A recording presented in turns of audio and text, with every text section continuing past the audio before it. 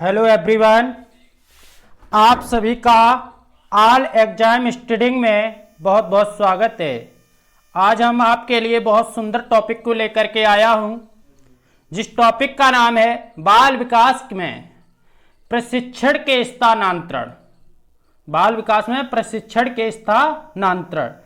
मेरे चैनल को like, subscribe तथा शेयर भी कीजिए। सामान्यीकरण का सिद्धांत देखिए, सामान्यीकरण का जो सिद्धांत है आपका, वो क्या कहता है कि इस सिद्धांत का प्रतिपादक किससे है? जड़ से है। और जड़ के अनुसार जब कोई व्यक्ति अपने किसी कार्य, ज्ञान और अनुभव से कोई सामान्य नियम या सिद्धांत निकाल लेता है तो वह दूसरी परिस्थिति में उसका प्रयोग आसानी से कर सकता है। देखिए, कोई व्यक्ति है और वह किसी सामान्य जड़ की अगर बात की गई, जैसे वृक्ष की जड़ से ही बात करते हैं, तो उसमें अगर वो पूरी देखे कि अगर इसकी जड़ कट जाएगी तो वृक्ष जो है वो सूख जाएगा। उसी प्रकार मेरे पास किसी हिंदी की बुक है और हिंदी की बुक में मुझे देखने हैं कि इसमें मेन पॉइंट क्या है, तो उसके बारे में ज्ञान अर्जित करना, कार्य देखना, अनुभव,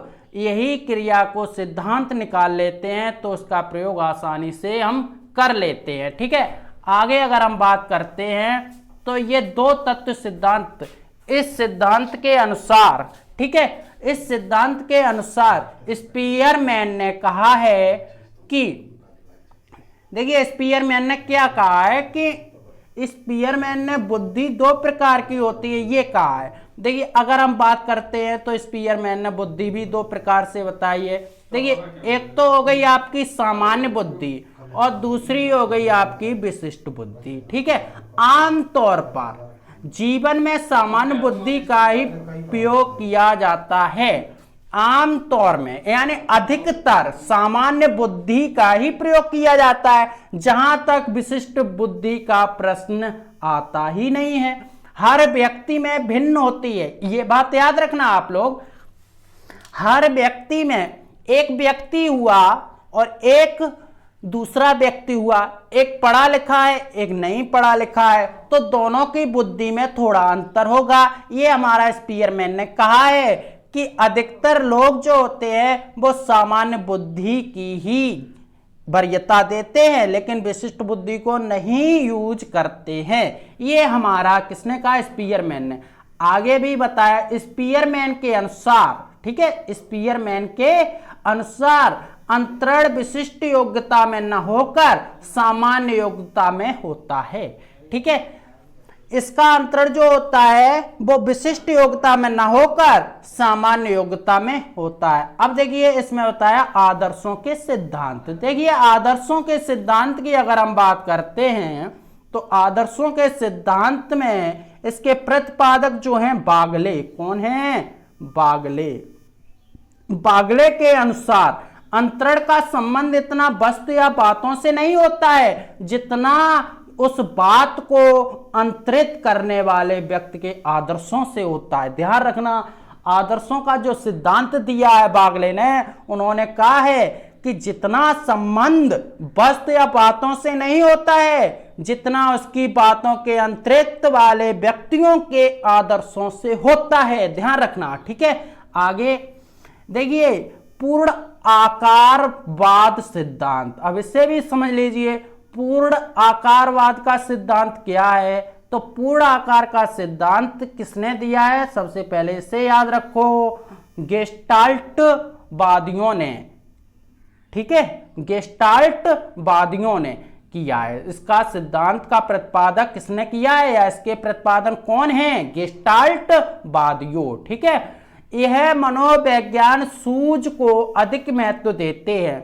इनके अनुसार सूझ अथवा अंतर्दृष्टि से अनुभव के परिस्थिति से दूसरी परिस्थिति में अंतरित रहते हैं। याद रखना, ठीक है, या अंतरित हो जाते हैं। देखिए, एक परिस्थिति से दूसरी परिस्थिति में अंतरित हो जाते हैं। ठीक है, आप लोग सपोर्ट कीजिए, कुछ ही दिनों में मैं लाइव आने वाला हूं। ठीक है, तो देखिए एक परिस्थिति से दूसरी परिस्थिति में अंतरित हो जाते हैं, ये पूर्ण आकारवाद का सिद्धांत है। ठीक है, अब स्थानांतरण का शैक्षिक महत्व, इसे भी समझिए, स्थानांतरण का शैक्षिक महत्व।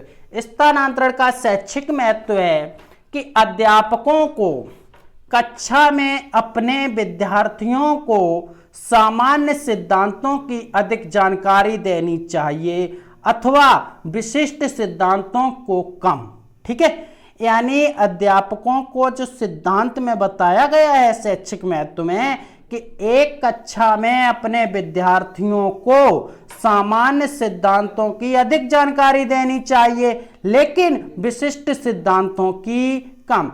देखिए जब विशिष्ट सिद्धांत की अगर हम बात करते हैं तो जब मेरा सामान्य ही सिद्धांत उसे हल कर देता है तो विशिष्ट लगाने की क्या जरूरत है। ठीक है, आगे नंबर 2 में कहा है आपका किसी प्रत्येक को स्पष्ट करने के लिए, किसी प्रत्येक शब्द को या प्रत्येक स्थानांतरण को स्पष्ट करने के लिए अध्यापक को दैनिक जीवन में संबंधित पर्याप्त उदाहरण देने चाहिए। ठीक है, नंबर 3 की अगर हम बात करते हैं तो अध्यापक को पढ़ाते समय मुख्य बिंदुओं पर अधिक ध्यान देना चाहिए। जो मुख्य पॉइंट होते हैं, जैसे इसमें अगर मुख्य पॉइंट देखा जाए तो आपका स्थानांतरण है और स्थानांतरण का मुख्य पॉइंट देखा जाए तो प्रशिक्षण है और प्रशिक्षण का मुख्य पॉइंट देखा जाए वो हमारा ज्ञान है और ज्ञान का भी मुख्य पॉइंट देखा जाए तो हमारा अनुभव होता है। इसे याद रखना। ठीक है,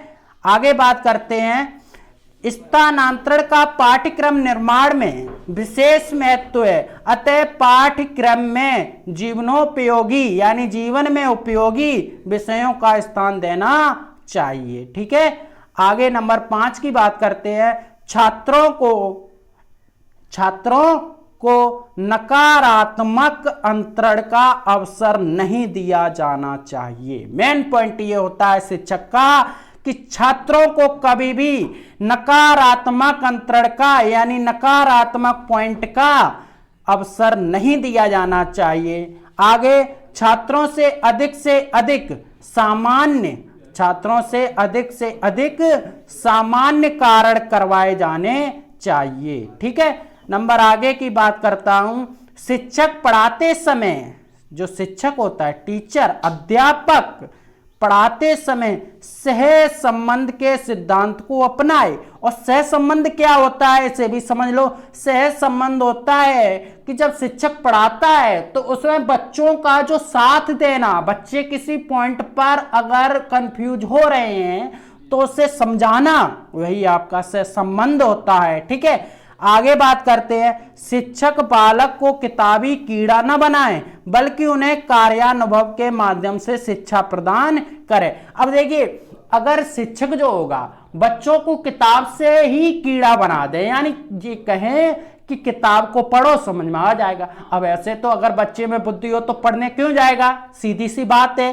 तो अब मैं अगर बात करें तो शिक्षक बालकों को यानी किसी दूसरे एग्जाम्पल के द्वारा उसे संतुष्ट करे तो वह शिक्षक का बहुत महत्वपूर्ण योगदान होगा। आगे अगर बात करते हैं तो अगला पॉइंट आइए।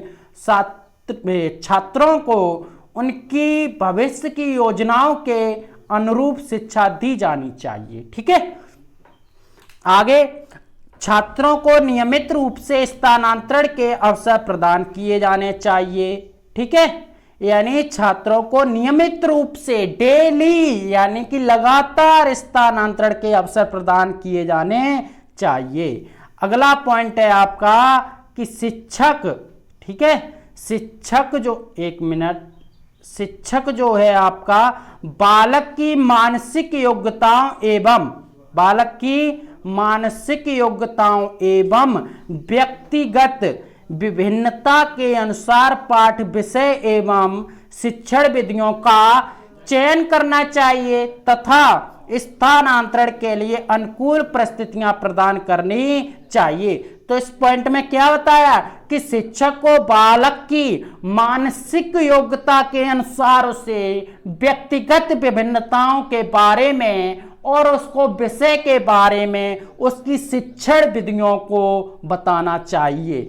ठीक है, आगे पॉइंट है आपका, शिक्षक स्थानांतरण की सफलता के लिए, शिक्षक जो होता है आपका टीचर जो होता है, स्थानांतरण की सफलता के लिए चिंतन शक्ति का विकास तथा अध्ययन के प्रति रुचि जागृत करनी चाहिए। साथ ही ज्ञानार्जन के लिए बालक को सदैव प्रेरित करते रहना चाहिए। देखिए, शिक्षक जो हो वो स्थानांतरण की सफलता के लिए बच्चे के मन में चिंतन पैदा करे, यानी चिंता कर दे कि शक्ति का विकास और अध्ययन कैसे होगा, और उसकी रुचि को जागृत करें, साथ ही उसके ज्ञान को भी प्रदान करें, तो बालक सदैव उस चीज के लिए प्रेरित होता रहेगा। ठीक है,